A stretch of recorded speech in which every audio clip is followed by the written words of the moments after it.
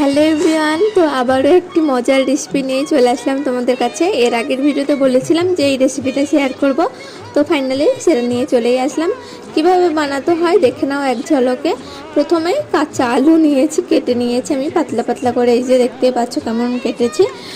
তো ভালোভাবে ধুয়ে এর মধ্যে নুন, হলুদ এবং শুকনো লঙ্কার গুঁড়ো দিয়ে আমি 5 মিনিটের জন্য একটু রেস্টে রেখে দেবো। তো রেস্টে রাখার পর দেখতে পারবে যেটা থেকে অনেকটাই জল ছেড়ে এসেছে এবং অনেকটাই নরম হয়ে গেছে। তো আলুটা রেস্টে থাক, ততক্ষণ আমি একটি ব্যাটার বানিয়ে নেব এটা বানানোর জন্য। তো পরিমাণ মতন বেসন, হলুদ, লঙ্কার গুঁড়ো, লবণ দিয়ে আমি এরকম একটা ব্যাটার বানিয়ে নিয়েছি। এই যে দেখো কতটা জল ছেড়েছে এবং কতটা নরম হয়েছে।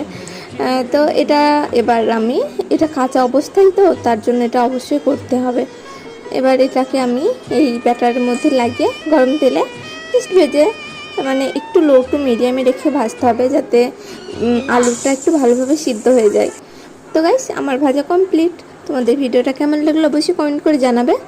আর ভিডিওটা যদি ভালো লাগে তাহলে একটি লাইক করতে ভুলো না। আর এইরকম নতুন নতুন ভিডিওর পাশে থাকতে হলে চ্যানেলটিকে কিন্তু অবশ্যই সাবস্ক্রাইব করে রাখতে হবে।